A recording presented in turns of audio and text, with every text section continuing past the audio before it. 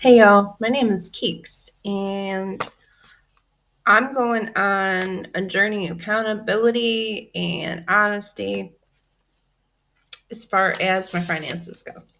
So, I've never really been the best at like saving money and having financial goals and all of that. I just thought, it's for adults, right?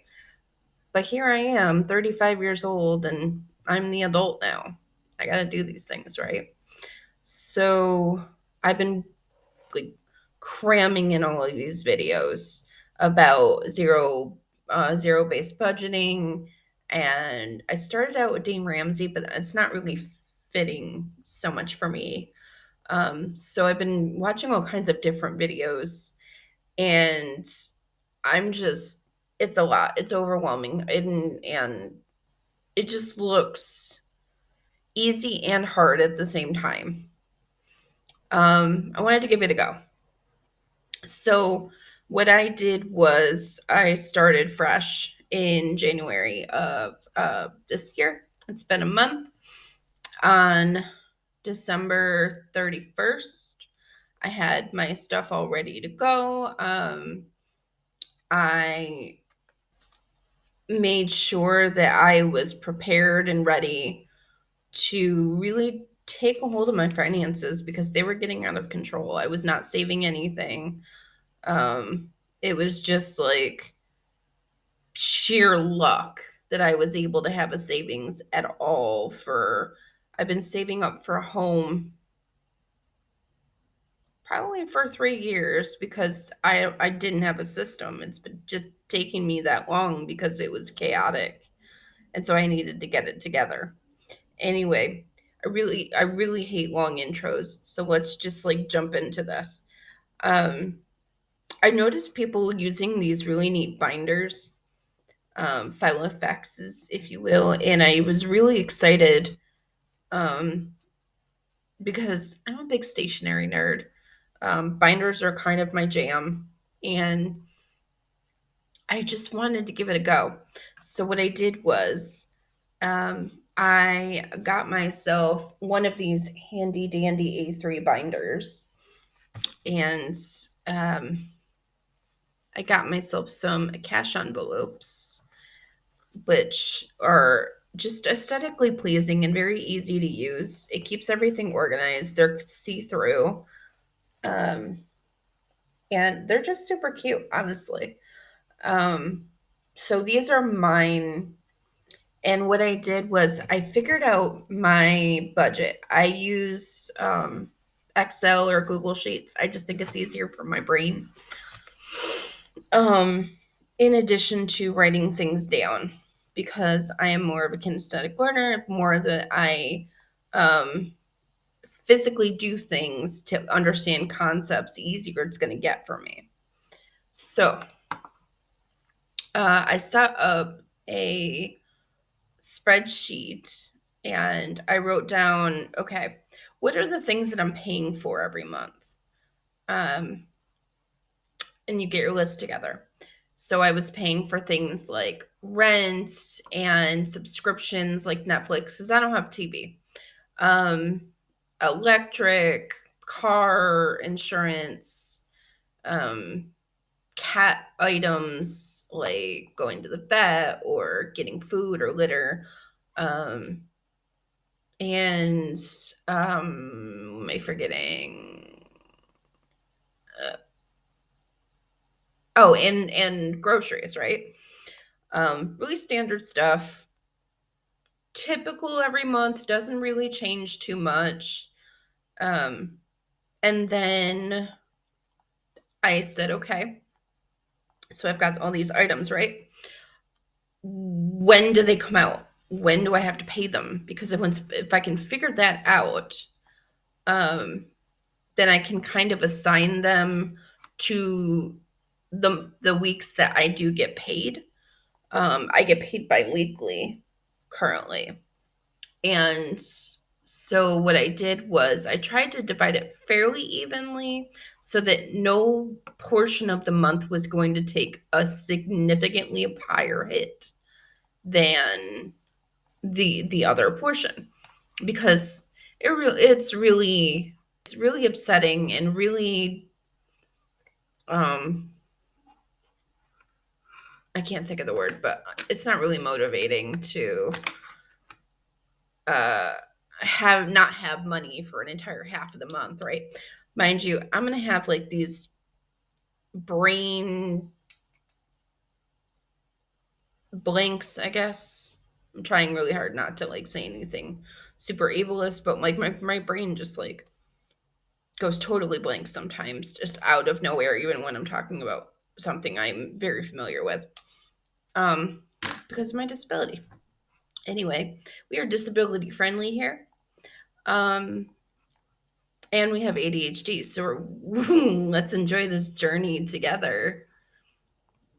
Uh, yes, so I got the dates, I got what they are, and I just put them down. I have columns that say pay date, description, due date, and the amount due. This is important because what you're going to do next is you're going to figure out how much you get paid. I get paid bi-weekly. It's pretty constant, pretty consistent. I get paid about $1,000 every 2 weeks. And so I took that number and I wrote, that is my take home after all the taxes and all of that are taken out. That's what I can bring home and use. I added up all of my bills and figured out that number, figured out my take home, and then I took the difference of the two numbers and I figured out what was left over, and that is my balance for the pay period. That is the money that I can safely take and use on on my credit cards or on my savings, whatever it is that I would need to put that money away for. That way I'm like tricking my brain because I'm viewing that as a bill um, that has to be fulfilled. So I'm not touching that money. And it's really cool that I've got it in this bank that's a little difficult to get money out of. It takes a couple of days. So once I put the savings into the savings account, it's harder to get it out. I can't touch it. I can't spend it because I don't have a card for this savings account. So it's not like I could just like run to McDonald's and just spend $10 on from my savings account. No, it takes effort to take that money out, and then I have to really think about whether or not I want to bother to do that. Um, and if it's not worth the effort, why am I buying it? So, um, as I was saying, I bought this really neat binder.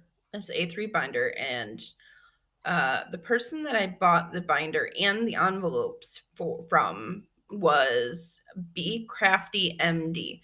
And what I'll do is I will go ahead and I will put it up in the description so that you can check out her shop. These are really great. I think that the binder itself is really uh, sturdy and nicely put together. It's my favorite color, which is a teal or turquoise, as you can see. Um, or maybe the camera kills the color a little. That's unfortunate, but it is like a teal or turquoisey color. And then the envelopes are just like regular clear envelopes with white little ziplocs here. And then these are black lettering, and they're just so simple, but they make an impact. I noticed that if I can make things look the way I want it to look and put effort and care into it, I'm more likely to keep going with it. So anyway, what I got was you can get as many envelopes as you need. I only got like 10 of them. So I put groceries, rent. My rent is actually paid in cash. So having an envelope is for my rent is really, really helpful. My pets, so that's anything that's like food or litter, or if I want to get them a toy, or if I take them to the vet, that would go into here. Um, and my emergency, I'm trying to get to up to $1,000 in emergency fund. I just fulfilled my moving fund because I am looking to move from where I'm at right now. So I've been saving up for that, and I've got about $5,000 now. So that's done. The moving fund is done, and now I can focus on emergency fund and credit cards. Um, so gifts is just like any kind of gift outside of Christmas that you would give through the year. So my fiance and I sat down and we figured out, okay, who do we usually get gifts for throughout the year? And who would we need to buy for throughout the year, and we would need to save that money for. So we figured out the whole list. We figured out whose month or whose birthdays or anniversaries or whatever it is were in each month. And then the months that we didn't have anyone, we just put like a random amount, not a random amount, a smaller amount that we would save for that, so that we would still continually be saving throughout the year. That way, if one month is much more expensive, it's less pressure. That's what I'm all about. I'm all about making these payments smaller so that there's less pressure. Um, so gifts is January to December. Um, and then Christmas has its own because we live in different states than our parents live. So we have to travel. So we had to account for all of that. Plus, we're both disabled. So when you have a disability, especially a physical one, you really need to plan ahead as far as travel goes. And so you have to think about, okay, do I have the transportation do I need? Is the lodging that I have accessible to me? Am I staying with a family member and it's free, or am I staying in a hotel and I have to come up with now like $1,000 for the entire week?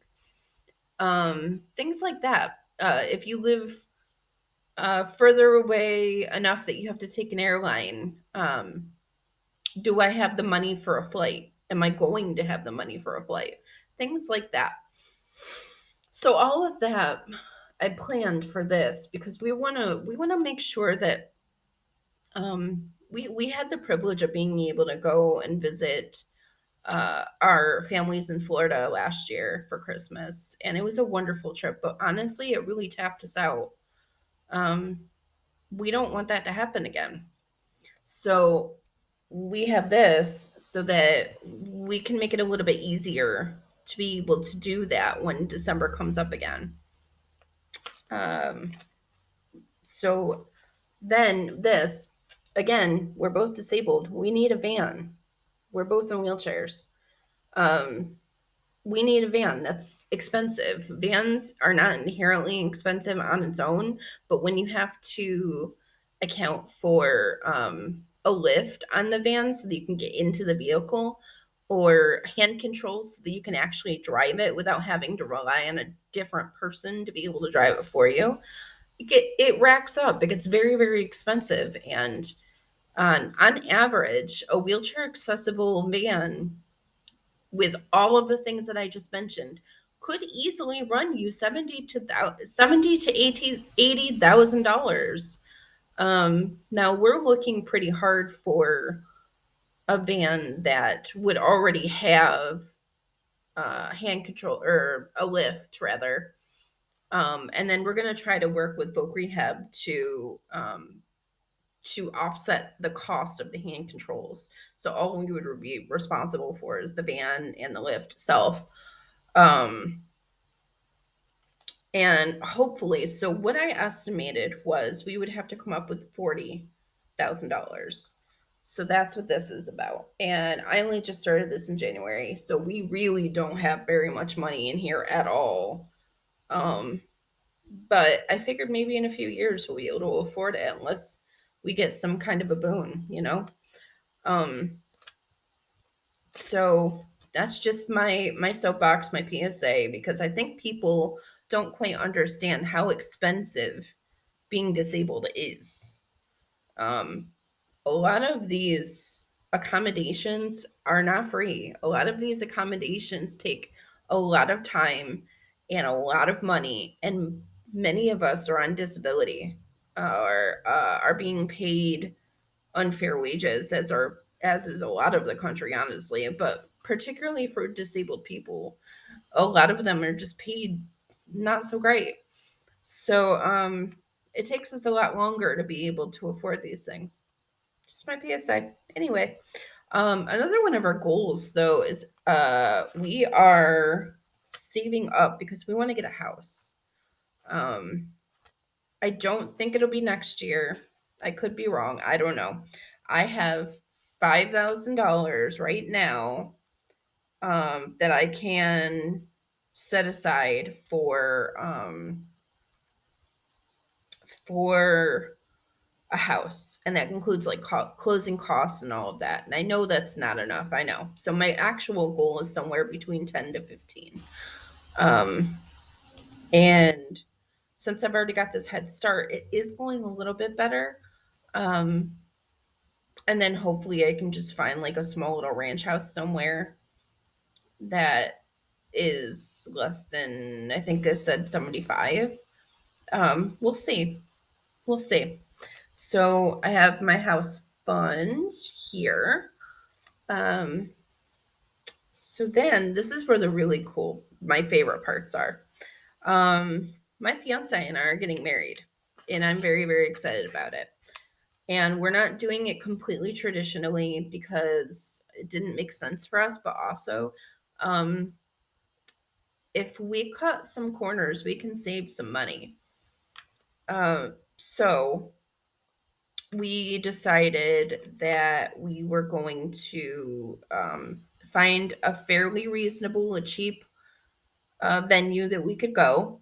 Because the location, as long as it's in the location that we want it to be, the town, I mean, where it is doesn't matter as much. But we did find this really cool location that was only $250 for like 4 hours, which is something we can do. Um, our emphasis is just really having the ceremony and a really cool party. So I think a lot of the money is going to go towards like food and entertainment, stuff like that. So our goal is to stay under 6 grand, all in for everything included. And I'm hoping that we'll get there. I'm hoping that we don't go over budget. We'll see. Um, but yeah, I have started saving for this wedding. Um, we do have a little bit of money in there right now. It's not much, but it's something. It's a start. Um, you got to start somewhere, which is why I'm not giving myself such a hard time about any of this, because you have to start somewhere. And then finally, we are planning for our honeymoon. So we would like to go to Japan. We both have a connection to Japan. We both always wanted to spend time there. He's actually been there before, and this would be my first trip. But we've always wanted to go together. Um, and so those are the things that we're saving for as of right now. Um, I have a interest bearing account, savings account. So whatever I put in there gains interest on it, and my money is making money for me now. It's not a whole lot. I think it's like point 0.5 point point 0.50% or something like that. Um, it's not the best. And honestly, if you know of somewhere that is an interest bearing account that's for savings, that it's higher than that percentage, please like leave in the comments. Let me know, because I am very, very interested.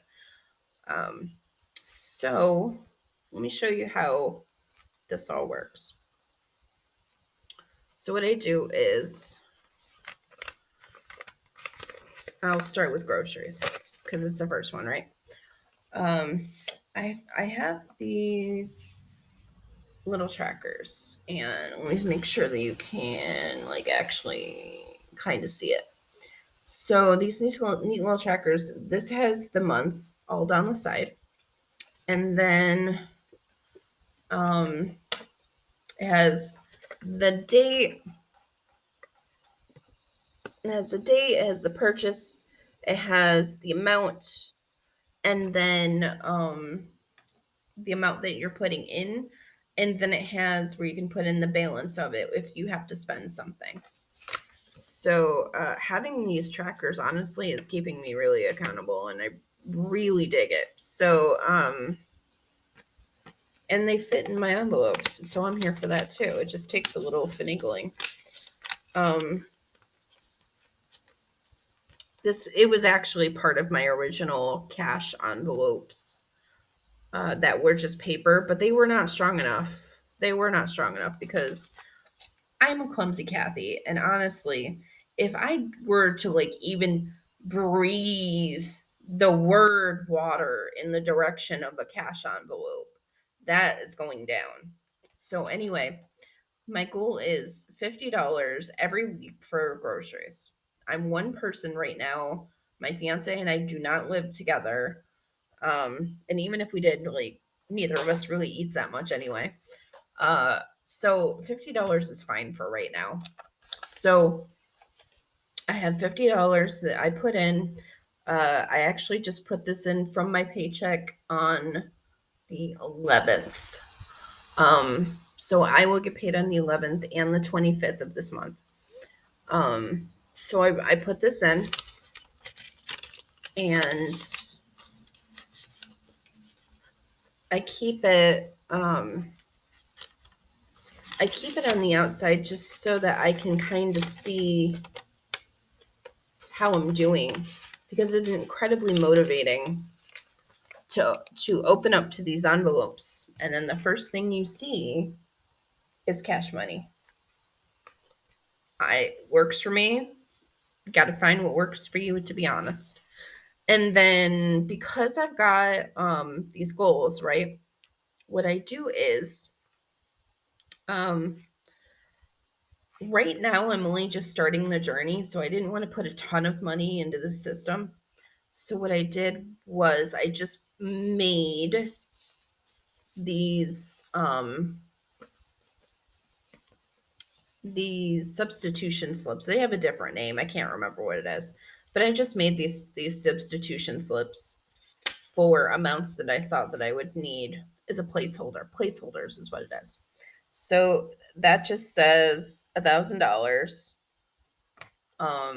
So whenever I get to $1,000 and whatever goal it is, whether it is for the house or for the wedding or anything, like, once I get to $1,000, I take the money out of the envelope, I put in that placeholder so that I know I have $1,000, and then I put $1,000 into the bank, into the specific account that is set up for it. I have 10. They call them buckets. I have 10 little buckets for all of these things. That is long-term saving, or 8. I have 8. Uh, because some of these things I use, every month consistently, and that's it. But the things that I save for every month, the 8 or so, I have little buckets with the names on them, and it keeps track of how much it is. It gives me a percentage of how far I am from the goal. It's great for me. And then because I have bigger goals down the line, I made one that's also $5,000 on this cute little bear slip. And that's what we're going to do for now. I may be able to upgrade to, I see a lot of people making these fake dollars or fake bills. So I might be able to upgrade later and go from there. But we'll see. I'm really excited. I'm really excited. So, anytime I'm able to, and I'll show how this works, probably towards the 25th when my next paycheck comes, on how I save, actually do the saving. Um, but when I get to like take the money out of the bank and put it into my envelopes, I get really hype. Like I throw on really happy music and I'm like dancing around, having a good time. Um, what I do to keep track of everything is, so let's see. So we're gonna take out of the rent folder or envelope rather. So the rent envelope says here that in February, no, yeah, in February, on February 11th, I took out $415 in cash because my rent is 825. I couldn't find a way to evenly divide that one, so I just do 410 and 415. It's not a huge deal because I'm always taking out of the ATM, so I can't do an actual straight down the middle because you can't take change and stuff out of the ATM. So so what I did is I just grabbed $415. So that's what I should have here. So let's count. 1, 2, 3, 4, 10, and 5. 415. So that means that on the 25th, when I go back to the mall, okay, back to the bank, then what we'll do is we will take out, um, we will take 410 out. And actually, I'm hoping that by then my fiance will be living with me and that amount will actually be split in half. So I will only have to come up with um, the 410 or the 415 per month rather than per paycheck. And then he will contribute 400 and however much for him per month. What I found really interesting was, and the whole point of this, I guess, is so you are theoretically talking to your partner about money and how you personally prefer to manage it and how they personally prefer to manage it, because once you figure that out, you can figure out a system that works out for both of you, right? So what I do is I prefer to um go paycheck by paycheck and um take the money out when it comes. And then on my spreadsheet, I prefer to just cross everything off, make sure I have everything done so that nothing remains. What he prefers to do is he didn't look into the system. I kind of suckered him into doing it. I'm kidding. We talked about it, but like I'm the one who brought it to him. What he prefers to do is I just tell him how much everything is at the end of the month, his half of everything rather, and then he just sends it to me and then he's done. So what I do is on that second paycheck, I tell him what everything is. Um, and then we go from there. This video ended up really, really long, but that's okay. I commend you if you made it through. I hope you learned a little something. Um, that last little blurb was just to say, hey, if you're doing this with a partner, make sure you talk to them because they might have different styles. Um, if you have any questions, comments, ideas, I'm always up for suggestions. I am new to this and I don't know everything. Um, leave me a comment. I would love to hear from you. Um, and other than that, like I'll come back and I'll explain more um, as we go and as we learn together. I hope you have a beautiful day. Thank you.